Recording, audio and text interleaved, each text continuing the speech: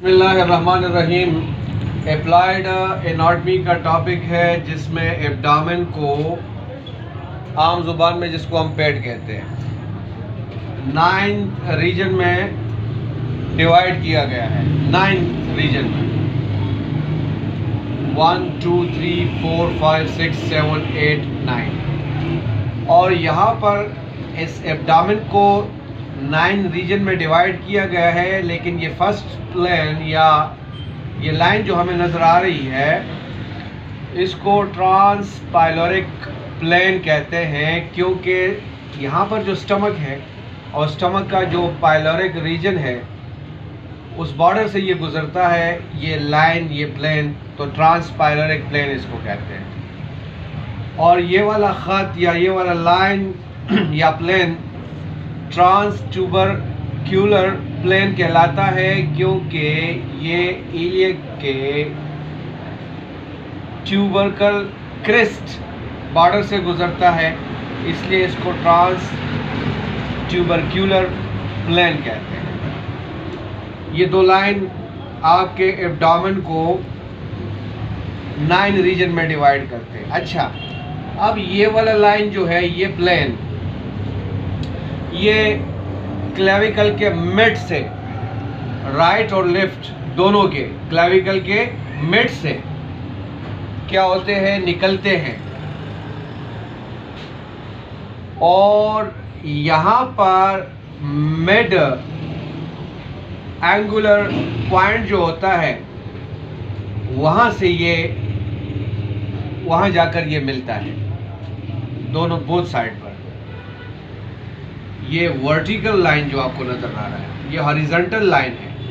ये vertical line जो आपको नज़र आ रहा है था, ये क्लेविकल, ये शोल्डर की जो हड्डी है इसके मिड से निकलती है। और यहाँ पर आपका जो पेल्विक रीजन में मिड एंगुलर पॉइंट होता है वहाँ तक, तो वहाँ से ये जाके मिलता है दोनों साइड पे। और यहाँ पर ये हड्डी जो मिलती है, इस दरमियान वाले हिस्से को प्यूबिक सिम्फाइसिस कहते हैं। प्यूबिक सिम्फाइसिस कहते हैं, प्यूबिक सिम्फाइसिस। आते हैं, ये पोजीशन है राइट साइड से, मैं शुरू करता हूँ। जो रीजन्स है उनके नाम लेते हैं। ये राइट साइड पे आपका जो डायाफ्राम के नीचे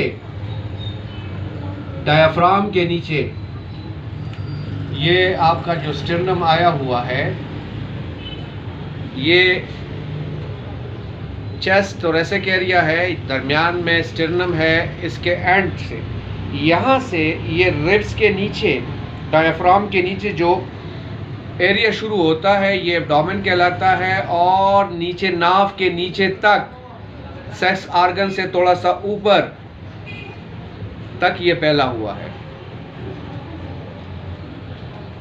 इस एरिया को कहते हैं हाइपोकॉन्ड्रियक रीजन। हाइपो का मतलब है अंडर, बिलो, और कॉन्ड्रेक्ट का मतलब है रिब कार्टिलेज। यहाँ पर रिब कार्टिलेज के अंडर है ये, इसलिए इसको हाइपोकॉन्ड्रिक कहते हैं, राइट हाइपोकॉन्ड्रिक रीजन।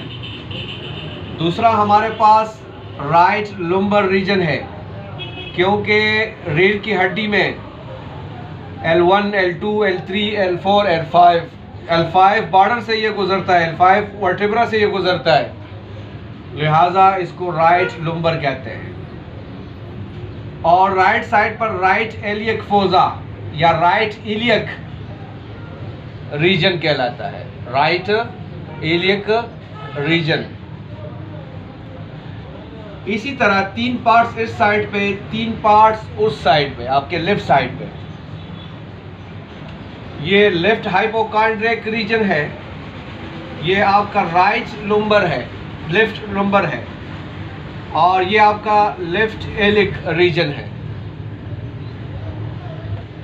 अब मिड में आते हैं, सेंटर में आते हैं, ये आपका स्टर्नम के नीचे ये एरिया आपका एपिगैस्ट्रियम या एपिगैस्ट्रिक रीजन कहलाता है, और ये नाफ वाले रीजन को कहते हैं अम्बिलिकल रीजन, और नाफ के नीचे जो रीजन है उसको कहते हैं हाइपोगैस्ट्रियक या हाइपोगैस्ट्रियम। ये 9 रीजन्स है एब्डोमेन के, इसको डिवाइड किया गया है ताकि आपको बता सके कि इन रीजन्स में क्या क्या पड़ा हुआ है।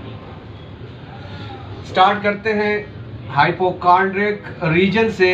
इसमें सर एक लीवर पड़ा हुआ है, राइट किडनी का कुछ हिस्सा पड़ा हुआ है, स्मॉल एंड लार्ज इंटेस्टाइन्स के कुछ पार्ट्स आते हैं हाइपोकॉन्ड्रिक रीजन में। हाइपोकॉन्ड्रिक रीजन में राइट लुम्बर की तरफ आते हैं।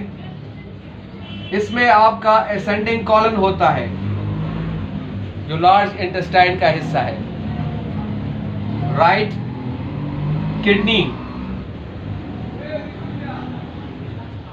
प्लस स्मॉल इंटेस्टाइन, ये इस एरिया में आपको क्या होता है, पड़े होते हैं।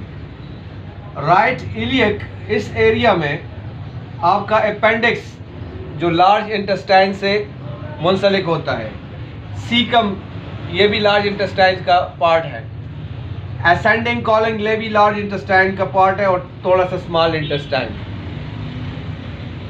ठीक है, स्मॉल इंटेस्टाइन का पार्ट इसमें इन्वॉल्व होता है, क्योंकि ये स्मॉल इंटेस्टाइन दरमियान में होते हैं और लार्ज इंटेस्टाइन ने इसको कवर किया होता है, लार्ज इंटेस्टाइन ने इसको कवर किया होता है। आते हैं लेफ्ट हाइपोकॉन्ड्रिक की तरफ। लेफ्ट हाइपोकॉन्ड्रिक में टिप ऑफ द लीवर, ये लीवर थोड़ा यहाँ से फैला हुआ होता है, थोड़ा यहाँ से इस तरह फैला हुआ होता है, टिप ऑफ द लीवर का एरिया होता है। लेफ्ट किडनी भी इसमें आती है, स्प्लीन भी इसमें आता है, पैंक्रिया ये भी इसमें आता है, और स्टमक ये भी इसमें आता है। लेफ्ट हाइपोकॉन्ड्रिक का ये हो गया। अब लेफ्ट लुम्बर में आपका डिसेंडिंग कॉलन आ जाता है लार्ज इंटेस्टाइन का, एक असेंडिंग कॉलन है, एक डिसेंडिंग कॉलन है। असेंडिंग ऊपर की तरफ, डिसेंडिंग ऊपर से नीचे आना, और small intestine plus left kidney ये लेफ्ट लुम्बर के साइड पे आता है। लेफ्ट इलियक में कौन सा एरिया है, इसमें सिगमाइड कॉलन आता है, डिसेंडिंग कॉलन आता है, स्मॉल इंटेस्टाइन ये लेफ्ट एलियक में आता है, लेफ्ट एलियक में। अक्सर आपको जब अपेंडिक्स की शिकायत होती है तो वो राइट साइड पे डॉक्टर डायग्नोस करते हैं, ठीक है। अब आते हैं या इस पार्ट की तरफ, तो ये एरिया एपिगैस्ट्रिक, इसमें स्टमक के प्रॉब्लम्स इन्वॉल्व होते हैं, प्लस पैंक्रिया, ठीक है। अम्बिलिकल रीजन है आपके पास, इसमें इंटेस्टाइन ज़्यादातर उसके कंप्लेंट ज़्यादा होते हैं, और हाइपोगैस्ट्रिक रीजन जिसमें इंटेस्टाइन भी इन्वॉल्व होते हैं, यूरिटर्स भी इन्वॉल्व होते हैं। यहाँ पर लेफ्ट इलियक में भी यूरिटर्स का रोल है और राइट इलियक में भी यूरिटर्स का रोल है। वो पेशाब की नालियाँ जो किडनी की साइड से आ रही होती है, उसमें अगर पथरी हो या पेन हो तब भी आपको दोनों साइड पे पेन का एहसास होगा, ठीक है। तो ये थोड़ा सा एक्सप्लेनेशन था रीजन्स के हवाले से।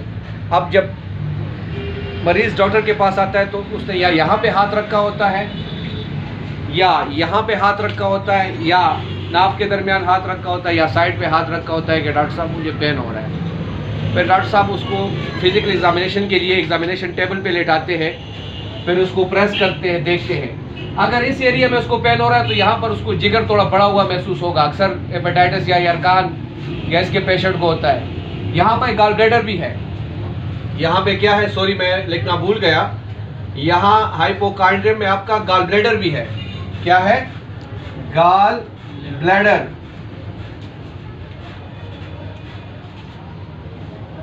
ठीक है, गॉल ब्लैडर भी है।